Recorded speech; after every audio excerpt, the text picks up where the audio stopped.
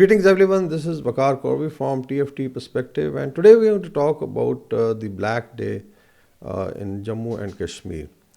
Mainly it relates to 27th October, why it is observed as Black Day across the line of actual control and in Pakistan. What is the history of this important day, how Indian machinations right from 1947 onward have denied Kashmiris their right of self-determination, and what's the way forward.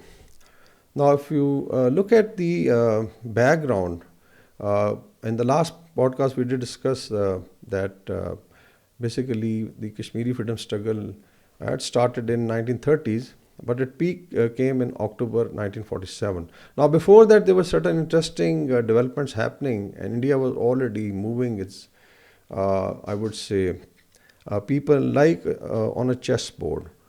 First was appointment of Marchand Mahajan as Prime Minister of Jammu and Kashmir at that time on 15th October. You know that Kashmir was ruled by a Maharaja, which was a princely state, and unlike what the Indians claim that there was accession done by Maharaja, and the same thing applies to Junagadh state. Then, of course, the ruler of Junagadh had then decided to join Pakistan, but there India denied it. And here, despite Kashmir being Muslim majority and having all the cultural, historical linkages with Pakistan, logically it should have joined Pakistan. But anyways, to cut it short, first comes the appointment of Meherchand Mahajan as Prime Minister of Jammu and Kashmir on 15th October. Then we have two dubious characters. One was VP Menon or Vapula Panguni Menon, who was a jurist, and he and Colonel Sam Manekshaw, the famous Field Marshal Manekshaw, then he was a colonel. They were flown in like thieves on 25th of October 1947. So it means that things were already in place and it was just a matter of now signing it. Then if you look at how there are reports that Maharaja was coerced or whatever. So they got an illegal instrument of accession signed by Maharaja Hari Singh to accede to state of India on 26th October, and then the military started landing on 27th October 1947. If you look at the events, if you are not prepared and there is no foresight or pre-planning, you can't do it in one day that Indian military was being airlifted. At that, just imagine 1947, what kind of aircrafts or airfields were there in occupied Kashmir. They were able to fly in military before that. A day earlier, they come and get it signed, and on 27th October, the invasion of occupied Kashmir started, and that's why this is called a black day in the history of occupied Kashmir. Now, before that, we've seen that there was a resistance by Ghazi Millat, or the founding president of the state, Sardar Muhammad Ibrahim Khan. We have discussed in last vlog how he started rallying people, and the Kashmiris had already started liberating, especially the part where we have now Azad Kashmir.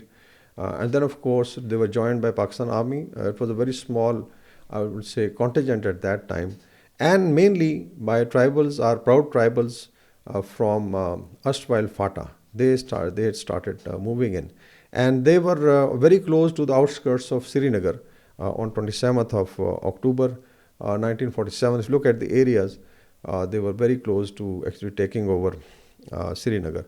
But unfortunately, then Indian military started pushing them, and then we had finally a war taking place almost for 1 year. Now, if you look at the suffering of Kashmiri people, it started with the invasion, and today we have about 1.1 million Indian army personnel in occupied Kashmir, illegally occupied Kashmir, and this has been the routine for last 77 years, and this has been intensified since 2019. We'll give you the figures, what is happening to the children, what is happening to the youth, what is happening to the women. And these are alarming figures. But we've seen that Kashmiri freedom struggle on both sides of line of control has continued. And inshallah, one day they are going to get their right of self-determination. Now, let's talk about the first Indo-Pak war. People do say that what has the army done for Kashmir? One, of course, effectively participated in 1947-1948 war, and whatever we have, definitely there was part played by Pakistan Army, of course, by the people of Kashmir and by the tribals whatever we have. Same is true for the northern area of the GB province now, that it was also liberated by the people. Now, on 22nd October, the resistance had started, and basically they started liberating Azad Kashmir. Uh, basically, Nehru then took the case to the United Nations Security Council in December 47. So it means that he was very sure that if the war continues, he's going to lose, whatever India had. And in 1948, three important resolutions were passed by UN Security Council. And just imagine that UN had come up, and this was one of the first cases, international disputes, which was then, of course, put to the table of UN Security Council. So there are three resolutions, 38, 39, and 1947. One is, of course, identification of the problem. The other is related to discussions. And then in 1947, it called for a plebiscite giving the right to Kashmiri people through a franchise on joining India or Pakistan. So this was very clearly, I think, mentioned. And from that day onward, India has tried to not only delay it, but also to deny it. And but definitely, the struggle goes on. We've seen what has happened in, let's say, Northern Ireland, what is happening in Palestine against Israeli occupation, even the Sikhs, fighting for Khalistan. So the struggles, they take decades. We have also would like to mention that United Nations Military Observer Group in India and Pakistan, UNMOGIP, was also established by the UN Security Council in 1949 to observe the ceasefire between Pakistan in the Kashmir, India and Pakistan in the Kashmir region. This came because of the Karachi Agreement. So it means that UN did feel at that time, and this is the mission which has been one of the oldest missions still alive. It's allowed to travel anywhere in Pakistani side of Azad Kashmir, but if you look at Indian illegally occupied Jammu and Kashmir, they are restricted to few areas at time. They are not even allowed to go to Srinagar. Currently, if you look at the prevailing environment, it remained basically marked by the extreme coercion, high-handedness and oppression at the hands of Indian occupied forces. We mentioned in the last vlog that if you look at the percentage, almost one Indian soldier or officer is deployed over 6 to 7 Kashmir. So this is a highly militarized zone. And total strength of Indian military and paramilitary, and if you look at their police, is more than 1.1 million. So this is the kind of dense deployment. It's very similar to the Zionist treatment of Palestinians, and Kashmiris are also being subjected to the same model of the Zionists. We've also seen international community's apathy, which actually emboldened India to subdue Kashmiris and continues with machinations as at will. I feel that the way Sikh activists in Canada and North America and Europe have raised their voice, and somehow it has resonated, and they have pushed India so much through, I think, information warfare, that there is a huge scope for Kashmir liberation if Pakistan, Kashmiris across the line of control, and the diaspora join hand and push your case, for liberation of Kashmir. Now, the juggernaut of Indian state apparatus has been unleashed to mainly as their effort to irreversibly colonize Jammu and Kashmir through holistic political, social, legal, and administrative manipulation. We'll discuss it in detail. Some of it was already covered in the last vlog, but just to remind our youth that what is happening. Hurriyat-free design is being implemented. Means that this huge conglomerate of Hurriyat Conference, all parties Hurriyat Conference on both sides of line of control within the Indian illegally occupied Jammu and Kashmir.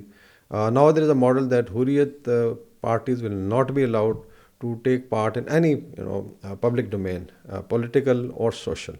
And we have seen these farce elections taking place recently, that none of them was allowed to basically part. And then we have second and third tier, I would say, pro-India, sold out politicians who are allowed to contest. There is also basically a facade of normalcy being created, and we'll discuss it in detail. What is happening to culture, what is happening to development, what is happening to history, how demographically they are being suppressed. But they are trying to show normalcy. At times they'll bring some investors. At times they'll bring some politicians, mainly right-wing politicians from European Union were brought in during Moody's time. And they are trying to basically build up a facade. But we know that even Moody's visit to occupied Kashmir or any political, rallies are done under huge deployment of Indian forces, and it's not possible to move from one street to another without, contingent of Indian forces. Uh, Despite everything, situation in occupied Kashmir continues to simmer, being against the popular sentiment. And if you look at the last 1 year, that is October 23 to October 24, we have almost 120 innocent Kashmiris killed, and some of them were very young. 92 critically injured, and 3,600 people were arrested without any warrant. Then, if you look at the operation conducted by Indian occupation forces, there have been more than 2,600 operations, and they are basically south of Pir Panjal, like Samba, Rajori, Kathua, and Udhampur districts. So this actually indicates what's the kind of normalcy. We have also seen, step up in joint resistance attacks against Indian occupation forces in south of Pir Panjal, and now even in the valley. We have seen, I think, in last week, big attacks taking place, against the hard targets. So if you look at these figures, it basically is a big slap on face of BJP government, and even I think political dispensation of Abdullah as the talk of normalcy, that what is happening in occupied Kashmir. If you look at BJP's performance, they performed very poor, and even in the state elections, they failed to achieve a simple majority and restricted itself to 29 seats and they were mostly in Jammu region. There's also mantra of development, 30,000 crore rupees. Normally Indians talk of, thousands of crore rupees, and coercive effort being made, land grabbing, establishing new garrisons and cantonments, bringing in, Hindus in the garb of Pandits, and then of course occupying huge land, for strategic reasons. Kashmir is an internationally recognized dispute, and any unilateral action, let's say holding election, it doesn't actually dent the cause. And I always call that this is a paper transaction. And through coercion and through all the mayors, the Zionist agenda is being implemented in occupied Kashmir. You cannot win the hearts and minds of people. Politically, the Lieutenant Governor has more powers than the Chief Minister. We've discussed in our last vlog, and I think you must go through that and see it how Lieutenant Governor has almost powers of a king in occupied Kashmir. Now we come to political engineering, some of the details. First was, of course, delimitation with an effort to bring a Hindu chief minister. And maybe I have a gut feeling that maybe 5 years, 10 years down the line, they are looking at even bifurcation or whatever is left with this union territory of Jammu and Kashmir. So probably Jammu will become another state, and Kashmir Valley will be another state. So it means the political influence of Muslim will be reduced considerably. Over 8 million domiciles have been issued. This includes 3.5 million to outsiders. So this is huge. If you look at the population of Muslim population in occupied Kashmir, almost same number is being now brought from outside. Look at the seats of Jammu. They have been increased from 37 to 43. And valley seats basically just a token increase of 146 to 47. So it means that now Jammu will be at par with valley, which demographically definitely has 20 to 30% more population. Then there are 7 seats reserved for scheduled castes. In Jammu division, 2 nominated seats have been recommended for Kashmiri migrants and Kashmiri Pandits by the Delimitation Commission. So it means they can bring their own people. Then of course 3.5 million outsiders have been added in the electoral vote. So this is, I think, huge number. Hurriyat leader is incarcerated. We did discuss what has happened to the leaders. Some of them have passed away in captivity, and we call them martyrs, like Sayyid Ali Gilani or Nusrat Alam Bhat. Recently we had Unlawful Activity Prevention Act, or UAPA, being applied ruthlessly, and even Mir Waiz Umar Farooq, who is one of their leaders and supposed to lead the prayers in the Jamia Mosque, was not allowed to lead even Jummatul Wida prayers. Then of course there is a passage of 4 controversial bills for demographic engineering pertaining to J&K reorganization, scheduled tribes, scheduled castes and J&K reservation amendment. Of course, this is basically to target Muslim vote. The Hurriyat-free design, as I mentioned, is being implemented. Recently, India has banned 8 political parties like Jamaat Islami, you have Jammu and Kashmir Muslim Conference, Tehreek-e-Hurriyat, Jammu and Kashmir Muslim League, Jammu and Kashmir People Freedom League, J&K Liberation Front, J&K People's League, and J&K National Front. So anything related to Hurriyat is totally banned. And this, I think, international community must realize that how can you call it free and fair elections or any political dispensation when mainstream parties who represent the people of occupied Jammu and Kashmir are out of political scene. There is no political space for dissent. Dissenting voices, whether they are journalists or they are political leaders, they are not allowed. So even Kashmiri women speaking against oppression, if they talk about that, they are tagged on social media. Have seen on sale auction by the RSS Bhakt. So it's very, very unfortunate that how you are basically undermining and demeaning the Muslim women. Then, of course, there's minimal space for political elements to carry out political activities or raise voice against Indian anti-Kashmir and anti-Muslim policies. Domicile law, we have mentioned over 8 million domiciles issued, including 3.5 million to outsider. Now, if you look at the socio-economic machinations, again, this is one factor which is being targeted. Mainly, the Indian occupation forces enjoy impunity under different laws and freedom of action to terrorize and harass the local innocent masses. There is a report that 14,000, youngsters were picked up from their houses after 5th August 2019, and some of them have not returned to their homes. So definitely there is a question of the parents. Government contracts have been awarded to over 2,250 Hindu outsiders. They have also reduced the import duty on American products which are basically affecting the Kashmir's exports, like apple, almond, and walnuts. So mainly, they are trying to undermine Kashmir's agriculture potential. Over 500 properties of freedom fighters and their relatives, including shops, basic institutions, offices, and houses, are being attacked during BJP's regime, under one law or the other. The Home Department of Occupied Kashmir is maintaining record of families, relatives for those who have migrated to Pakistan, which was definitely a normal process. There have been waves of oppression, and right from Jammu migration, then you had people migrating in 1948, 50s, 60s, 65 war, 71 war, and even in 90s. So that was a natural process. They were given space in Pakistan or refuge. They are banned from government jobs and security not being verified. They get the messages coming from India also. The relatives normally pass messages through third party, how they are being suppressed. Social media activists are being termed as white collar terrorists. There's a term known as urban exile in India. Here they're called white collar terrorists. And then, of course, VPN is also banned. Strict action is taken on any social media post which is deemed anti-state. There are intermarriages definitely, because Kashmiris are one people. So all women from Azad Jammu and Kashmir who married to, let's say, men in occupied Kashmir and who had traveled there, because being husband and wife, their husbands are not being provided with travel documents in case they want to go to Europe or somewhere else. There is custodial killing of Kashmiri youth at the hand of occupation forces, and it widespread circulation of basically social media. It's basically celebrated. Extended mainland economic activities in occupied Kashmir. You had Jammu Investment Summit, and there were almost 39 MOUs signed with $2.5 billion.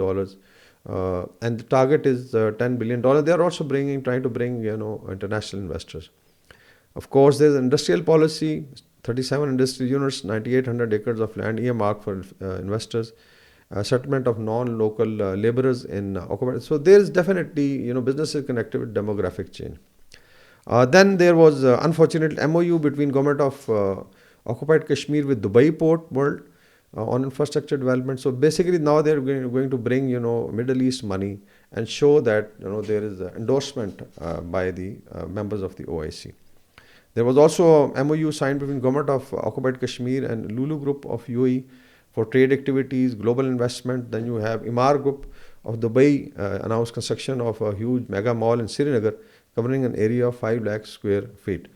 So mainly it is just to show normalcy and that probably investment would, dent the freedom struggle. Now we look at the demographic marginalization. State land is being sold to outsider, 39,000 canal of land earmarked for outsiders, investors. Army has also been allowed to grab land and declaring strategic areas or camping areas. And now recently, 60,000 canal was grabbed by the army. Then we have 3.5 lakh canals land being retrieved from Roshni Act beneficiaries, likely to be used for a larger design to settle outsiders. So these are huge chunks of land. Over 200,000 acres of land has been retrieved from the locals, terming it as government land. Then you have agricultural land being acquired from the locals for construction of Udhampur, Srinagar, Baramulla railway link. So huge, where you had orchards and beautiful, resorts. Over 2.5 million outsiders who are being given right to vote will be given domiciles to change the demography. Now we come to the media curves. And our administration basically decides on fake and anti-national news. Newspapers under strict scrutiny, coverage of cardinal search operations. You can't cover cardinal search operations because they're normal modus operandi is that either they will come and assassinate people or blow up their houses, put the commercial properties on fire. And in case somebody puts it on social media or the mainstream media, there's no way that he'll be saved. And India has fallen 21 spots to 161 out of 180 in the World Press Freedom Index, and Occupied Kashmir is one reason for that. Then, of course, there is fear created among Hurriyat leaders and activists by reopening all cases. You have Enforcement Directorate, you have NIA, you have Research Analysis Wing, you have the MI, and then, of course, basically the RSS thugs and cadres who are informants. Then Indian Army and Police have strategized village defense committees, which are now being called village defense guards. So basically it is through barrel of a gun that they want to impose, and RSS cadres are being brought in as thugs. Then of course, if you look at erosion of Islamic ideology is going, in a big manner. Recently we had conduct of Amarnath Yatra, and Kashmiris feel proud of hosting it. But this time there were 8 lakh Hindus who participated. Some of them, I think, never returned. Then Waqf Bill 2024 actually has been applied to entire India, but here also huge properties are being attached. Then 32,000 dargahs, shrines, mosques and madrasas have been taken over by the center and Waqf board, and some of them fall in occupied Kashmir. RSS opened more than 1,250 Bayan schools in occupied Kashmir to indoctrinate Kashmiri youth, and they are being forced to even, I think, sing bhajans in the schools. Now, if you look at the cultural invasion, which is marginalization of Muslims, history and culture, and whatever political, identity was there, names are even being changed. Like 84 major places have been changed. Names have been changed. Like Sher-e-Kashmir Stadium is now Sardar Vallabhbhai Patel Stadium. Jammu and Kashmir Chowk to Bharat Mata Chowk.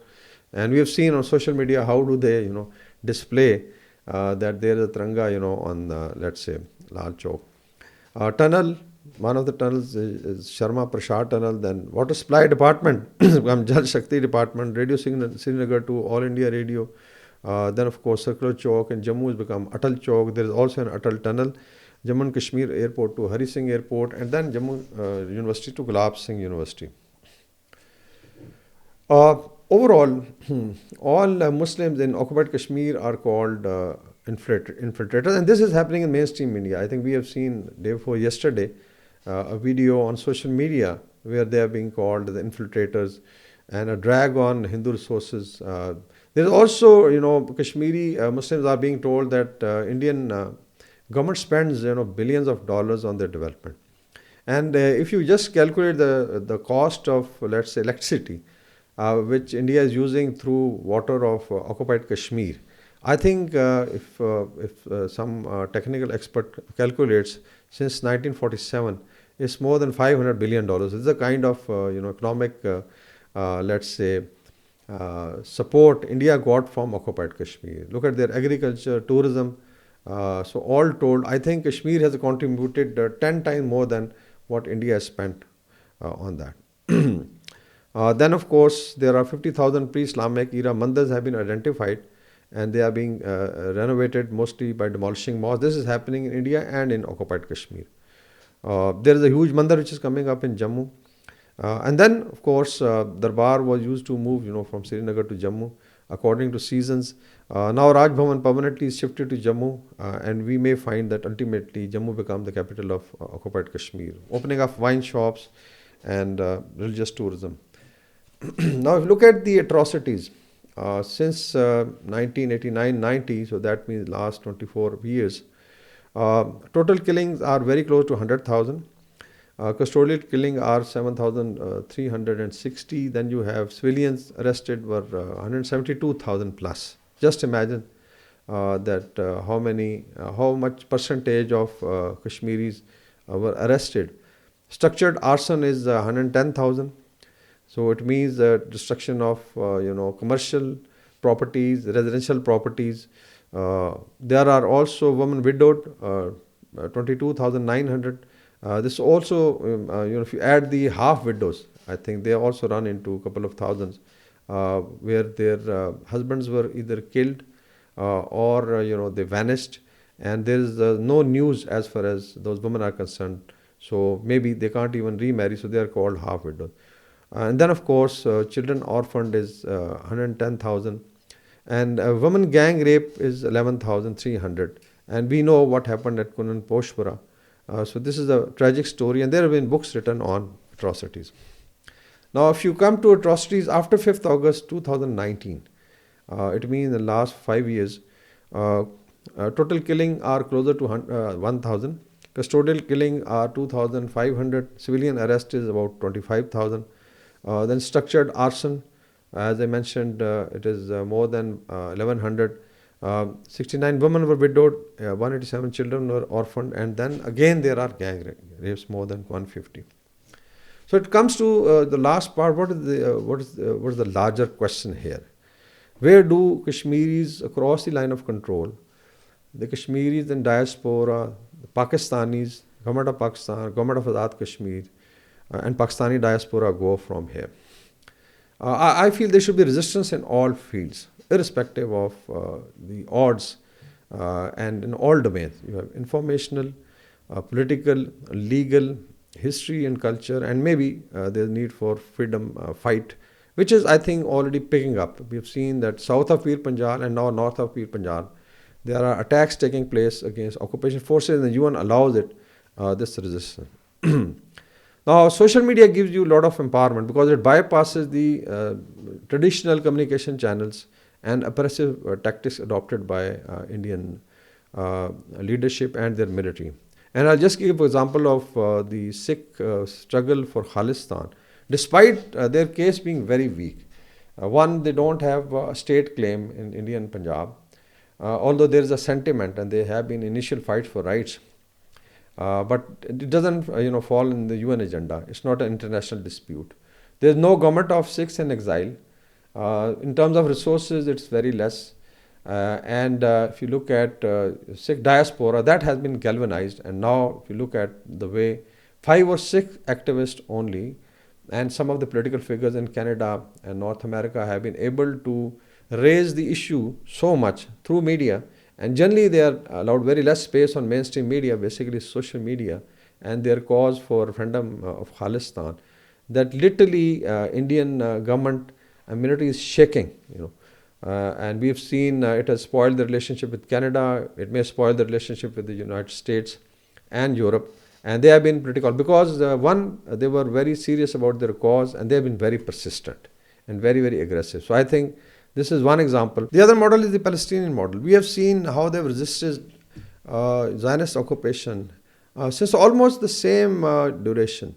1947-48 was the occupation of Palestinian lands, and same is the I think year of occupation of occupied Kashmir, 47-48. 77 years of glorious struggle, which includes 3 intifadas, and now we are seeing that how they are basically fighting for their they are shedding their blood for the. And they've convinced the entire international community the way Israeli narrative has been dented and it has been isolated. That's, I think, heroic example. But I'll not say that immediately it should be like that. But definitely in those 4 or 5 domains that I mentioned, informational, political, legal, even history and culture, storytelling, to our youth, it is very important that Kashmiri and Pakistani youth is aware of what is the history. It's a genuine cause, and there's definitely hope for success. India could be a status quo power today, but I'm sure with the help of, let's say, joint resistance from Kashmiris across the line of control, and political, diplomatic, and moral support from Pakistan and government of Azad Kashmir, which is the liberation camp, inshallah, we can achieve that. So, all told, this is, I think, the story of the Black Day, also a recall for the glorious freedom struggle against Indian occupied Kashmir. And I'm sure with these, I think, efforts, Kashmiris would get their freedom one day. Thank you very much.